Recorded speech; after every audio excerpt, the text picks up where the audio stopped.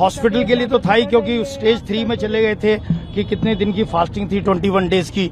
उसमें पहले आपका जो कीटोन बॉडीज प्लस आए, फिर यूरिक एसिड लेवल भी रेज कर गया था, तो नेचुरली अलार्मिंग स्टेज तो शुरू हो गई थी। लेकिन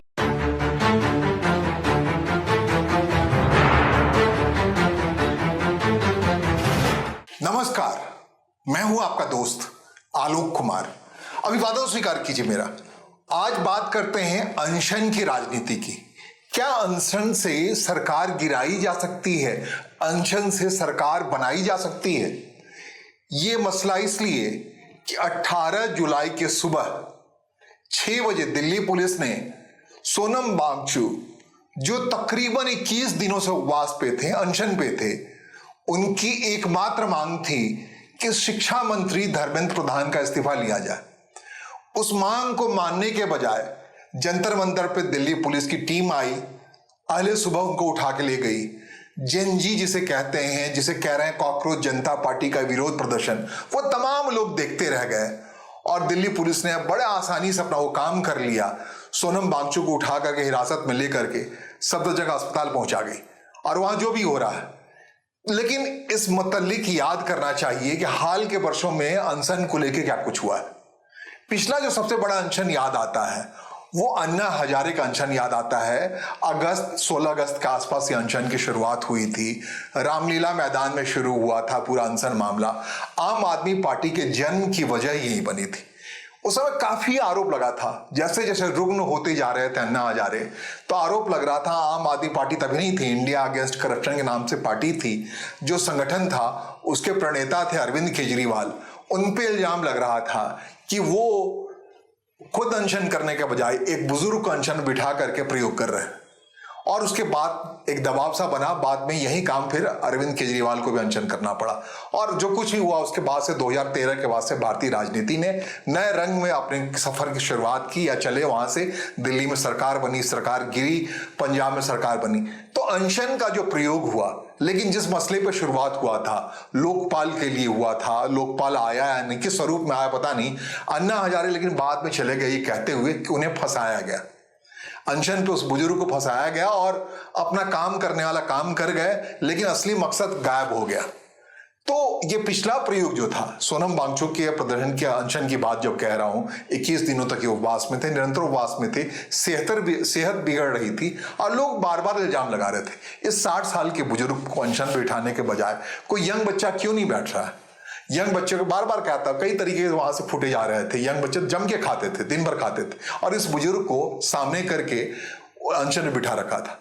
एक बहुत महत्वपूर्ण, जब याद कर रहे हैं आप अनशन की राजनीति की, तो जो सबसे चर्चित योग गुरु हैं बाबा रामदेव के अनशन को याद कीजिए। जून 2011 में बाबा रामदेव अनशन पे बैठ गए थे, बड़ा प्रदर्शन हुआ था, कह रहे थे भ्रष्टाचार, काला धन लाओगे, सरकार नहीं लाओगे तो हम गिरा देंगे अपनी पार्टी। उनके अंदर एक अलग जिजीविषा खड़ी हो गई थी। और नतीजा, जो प्रयोग दिल्ली पुलिस ने जंतर मंतर पे किया है 16 जुलाई को, ये पिछला प्रयोग दिल्ली पुलिस के हवाले से जून की आधी रात में बाबा रामदेव पर पुलिस की कार्रवाई हुई, उस समय की सरकार ने किया। कहते हैं सलवार पहन के उन्हें भागना पड़ा। उसके बाद से उनका ऊपर चस्पा हो गया आरोप सलवारी बाबा का, और दोबारा वो फिर अनशन पे नहीं गए। बस सत्ता से भिड़ना, तंत्र से भिड़ना, इस जिद के साथ भिड़ना कि भाई इस्तीफा दो, इस्तीफा नहीं दोगे तो मैं मर जाऊंगा। एक और भी बहुत महत्वपूर्ण अनशन की बात आती है। जेडी अग्रवाल अपने आप में IIT के प्रोफेसर थे, सब कुछ थे, वहां से पढ़े लिखे व्यक्ति थे, कहते हैं विदेशों में काफी लंबी पढ़ाई की थी। उन्होंने गंगा को लेकर अनशन किया था। 111 दिन तक अनशन पे बैठे रहे हरिद्वार में। कहते हैं उनका नाता प्रधानमंत्री नरेंद्र मोदी से था और वो जानते थे, संघ के परिवार के लोग जानते थे, लेकिन वो अड़ गए, जिद पे अड़ गए कि भैया गंगा को राष्ट्रीय नीति घोषित करो, इसे प्रदूषण मुक्त करो, और जब तक ये नहीं करोगे तब तक मैं अनशन पे बैठा रहूंगा। ये 2016 की बात है। 2014 में भारत की राजनीतिक सत्ता पर प्रधानमंत्री नरेंद्र मोदी आके बैठ गए थे। प्रधानमंत्री नरेंद्र व्यक्तिगत तौर पर उन्हें जानने वाले थे, लेकिन इसके बावजूद सरकार नहीं डिगी और अंततः क्या हुआ, 111 दिनों के उपवास के बाद गंगा किनारे उस गंगा पुत्र का, जेडी अग्रवाल नाम था, डॉक्टर जेडी अग्रवाल का निधन हो गया। लोग देखते रह गए, चर्चा में नहीं आई। तो ऐसे होते रहे। बाद में अन्ना हजारे की बात कहा ही, 16 दिन तक लगातार उपवास में रहे, तबीयत बिगड़ने लगी और बाद में उनके हवाले से इल्जाम लगा कि भाई उनका प्रयोग किया जा रहा है, उनका इस्तेमाल किया जा रहा है। तो अब जो सोनम वांगचुक की स्थिति थी 21 दिनों तक, उनकी भी सेहत बिगड़ रही थी और उस सेहत बिगड़ने के नाम पर हुआ क्या जानते हैं? दिल्ली पुलिस हिम्मत नहीं कर पा रही थी वहां जाने की। कौन इल्जाम अपने सिर पर ले? तो अंततः क्या हुआ, सोनम वांगचुक के इस उपवास से, इस अनशन से किसी का कुछ बिगड़ा या ना बिगड़ा, लेकिन दिल्ली पुलिस का काफी कुछ बिगड़ गया, उसकी हनक बिगड़ गई। आईबी से एक नए व्यक्ति को लाके दिल्ली पुलिस के कमिश्नर कुर्सी बिठा दी गई। ये काम हुआ 17 जुलाई को। कहते हैं कि जिस ढंग से हैंडल कर रही थी दिल्ली पुलिस जंतर मंतर के इस अनशन अभियान को, 21 दिन से लगातार चला, 20 दिन से चलता रहा था, और जो क्षमा बनता जा रहा था, जो हवा बनता जा रहा था, सारे बच्चे आके कह रहे थे 20 जुलाई को मार्च करेंगे, संसद मार्च। सरकार के पेशनी पे बल आ गया था। लगता था कि दिल्ली पुलिस को इतना बढ़ावा नहीं देना चाहिए था, वहां लोगों को एकत्रित नहीं होने देना चाहिए था। इस इल्जाम में जो मौजूदा कमिश्नर थे, तब के कमिश्नर थे, उनको दिल्ली पुलिस के कमिश्नर और आला अधिकारी को रातों रात हटा दिया गया। और तब जाके नया पुलिस कमिश्नर आया जो आईबी से चले आए, दिल्ली पुलिस के कैडर्स नहीं आए। आईबी से मतलब खुफिया ब्यूरो से व्यक्ति को ला करके, प्रसिद्ध व्यक्ति को ला करके दिल्ली पुलिस का कमिश्नर कुर्सी बिठा दिया गया। पहला प्रयोग था, ऐसा दिल्ली पुलिस में अब तक नहीं हुआ था, और उनको कमिश्नर बनाया गया। पहली जो कार्रवाई की, जिस इल्जाम में पिछले कमिश्नर को हटाया गया था, अहले सुबह 6:30 बजे के आसपास वो चले आए जंतर मंतर, उनकी पूरी टीम आ गई, चादर में लपेट करके, घटक करके। आज की तारीख में जो भी पुलिस की कार्रवाई होती है उसको मीडिया से या कैमरे से बचाना बेहद जरूरी होता। अपने हिसाब से बड़ा प्रयोग था, बिना किसी बड़े प्रतिरोध के, बिना किसी बड़े हंगामे के। बड़ा हंगामा जब मैं कह रहा हूं तो आप याद कीजिए बाबा रामदेव को, उस हंगामे को, बड़ी लाठियां चली थी उसमें, और तब लगा था बाबा रामदेव को कब उन्हें भी लाठी बरसेगी, वो भी घायल हो जाएंगे, तो पतली गली से निकल लिए थे। तो ये सूरत नहीं बनने दिया गया। बड़े मैच्योर अंदाज में दिल्ली पुलिस ने जंतर मंतर पर कॉकरोच जनता पार्टी की इस अभियान को, इस प्रदर्शन को, इस अनशन को खाली करा लिया। उसके बाद से कहते हैं अभिजीत दीपके तक को नहीं जाने दे रही है पुलिस। वहां पे जंतर मंतर का पूरा इलाका खाली करा लिया गया, जो तकरीबन महीने भर से जहां अनशन का माहौल बना पड़ा था 21 दिन से, तो खुद अपने आप सोनम वांगचुक वहां मौजूद थे, अनशन कर रहे थे। बाकी लोग, उससे पहले हवा जो क्षमा बनाई जा रही थी कॉकरोच जनता पार्टी के नाम से। क्या मांग थी? नीट में पेपर लीक हुआ है, उस पेपर लीक के हवाले से मौजूदा जो शिक्षा मंत्री हैं धर्मेंद्र प्रधान इस्तीफा दे। तो क्या धर्मेंद्र प्रधान के इस्तीफा से कॉकरोच जनता पार्टी या विपक्ष कागज पर लिख के देता, उसके बाद किसी और का इस्तीफा नहीं माना जाएगा? सत्ता में बड़ी ताकत होती है, और सत्ता में बड़ी ताकत होती है, इसके बावजूद विपक्ष अपना काम कर रहा होता है। तो अब जब एक हिसाब से अनशन का आंदोलन फेल हो गया है कॉकरोच जनता पार्टी का जंतर मंतर पे दिल्ली पुलिस की कार्रवाई के बाद, तो आपको याद रखना पड़ेगा इस 21 दिनों में विपक्ष ने कैसे सहयोग किया इस अनशन को। मोटे तौर पर आप देखें तो राहुल गांधी एक सिरे से गायब थे, विपक्ष के नेता हैं। उनके बाद के दिनों में तकरीबन 19 दिन का जब अनशन हो गया तो पवन खेड़ा को उन्होंने भेजा। मैं विपक्ष का कोई भी नेता नहीं चाहता था कि एक नई लकीर खड़ी हो, ठीक उस ढंग की नई लकीर तैयार हो जाए जिससे अरविंद केजरीवाल खड़े हो गए थे दिल्ली की पॉलिटिक्स में। ऐसा किसी ने नहीं चाहा। अरविंद केजरीवाल भी आए, आखिरी समय में आए, 19वें 20वें दिन आए, और वो कह गए कि सोनम वांगचुक को शिक्षा मंत्री बना दीजिए और अपने हिसाब से धर्मेंद्र प्रधान का शिक्षा मंत्री कुर्सी से हटा दीजिए। भाई आपके पास भी तो ऑप्शन है, अगर शिक्षा ही मंत्री बनाना है, सोनम वांगचुक को इतने योग्य समझ रहे थे आप इन व्यक्ति को, तो आप पंजाब का शिक्षा मंत्री बना देते, वहां की पूरी सरकार आपकी। ये तमाम तरीके आरोप लगते रहे, लेकिन विपक्ष को जिस निष्ठा के साथ इन यंग जेनजी के साथ खड़ा होना चाहिए था, जिस ढंग से एसएफआई लेफ्ट विंग के पार्टियों ने अपने छात्र संगठनों के जरिए इस आंदोलन की मदद की, वैसा नहीं दिखा कहीं से भी। ना एनएसयूआई की ओर से कोई अभियान आया, ना छात्र समाजवादी पार्टी के छात्र संघ की ओर से आया। बहुत सारी पार्टियां अपने अपने हिसाब से छात्र संघ के चुनाव में अपने को सामने रखती हैं, विन्यूट, कहीं से कोई अपील नहीं है। लेफ्ट के हिस्से को छोड़ दे तो बाकी कोई भी एनएसयूआई ही ले लेता, कांग्रेस पार्टी की ही स्टूडेंट विंग को भेज दिया जाता, ऐसा कुछ नहीं हुआ।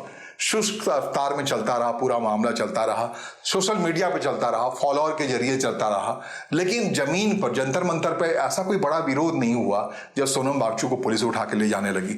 यही नतीजा है। अगर समर्थन मिला होता, बहुत दिन होता है मौका, 20-22 दिन तक बच्चे आपके, अगर विरोध उनका सही है या जो कुछ भी है, आपको मौका देना चाहिए था। लेकिन कहते हैं बड़ा घबराहट है विपक्ष के अंदर भी, कोई नहीं चाहता अपना स्पेस देना।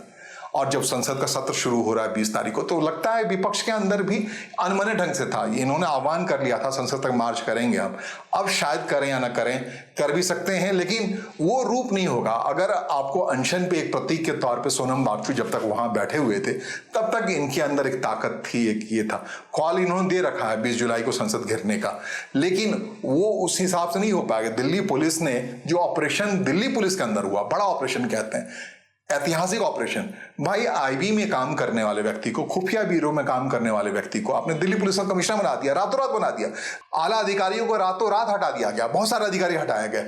जो जिम्मेदार थे जंतर मंतर पर शांति व्यवस्था बनाए रखने को, तमाम अधिकारियों को हटा दिया गया और पूरी तरह से पूरा काम या पूरी जिम्मेदारी आईबी के हवाले कर दिया गया। कि अब उनको ये मान लिया लोगों ने कि दिल्ली पुलिस के कैडर वाले लोग वो काम नहीं कर सकते हैं, आईपीएस वो काम नहीं कर सकते हैं, अब आओ आईबी के लोग और अपना काम करो, अपने हिसाब से काम करो। तो ये ऑपरेशन आप अगर तुलना करेंगे बाबा रामदेव वाले ऑपरेशन से, रामलीला मैदान का ऑपरेशन से, दिल्ली पुलिस का पिछला प्रदर्शन था जिसमें काफी लाठी बरसाया था, काफी आरोप लगा था, हिंसक तरीके से किया था, ये चुपचाप पहले से वो आए और सोनम वांगचुक को अपने एम्बुलेंस में उठा के ले गए।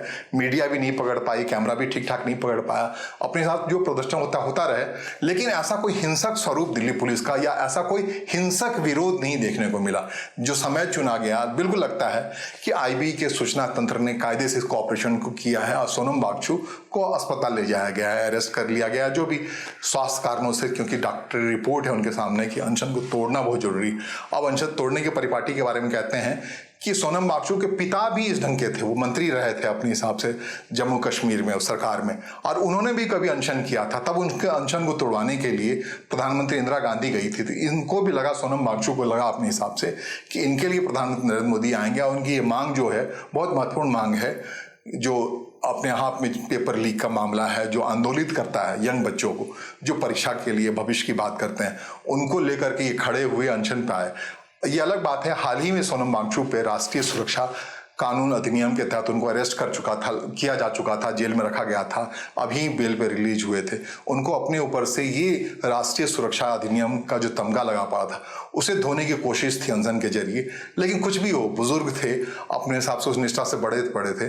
चाहिए, अगर विपक्ष को चाहिए होता तो सोनम वांगचुक के पीछे खड़े होते, कॉकरोच जनता पार्टी के पीछे ठीक उस ढंग से खड़े होते जिस ढंग से आम आदमी पार्टी के दिनों में जब विपक्ष में थी भारतीय जनता पार्टी, तो भारतीय जनता पार्टी ने पूरे असला सब कुछ के साथ वहां अन्ना आंदोलन में खुद को झोंक दिया था। उसका नफा नुकसान अलग था, लेकिन विपक्ष ने जो अन्ना आंदोलन के समय, केजरीवाल आंदोलन के समय, अन्ना हजारे अनशन के समय, जो विपक्ष उस समय प्रमुख विपक्षी पार्टी थी भारतीय जनता पार्टी ने जो रोल अदा किया था, गुपचुप ही सही, वो काम इस बार विपक्ष के लोग करने से रह गए।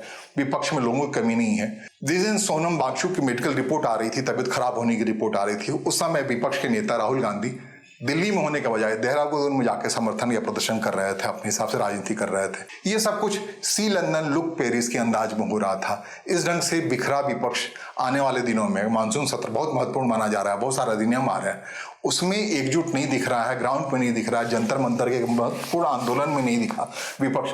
तो आप सोच सकते हैं संसद के अंदर उसका रोल क्या होने वाला है। लेकिन विपक्ष में कोई भी अभी अपनी जमीन छोड़ने को तैयार नहीं दिख रहा है।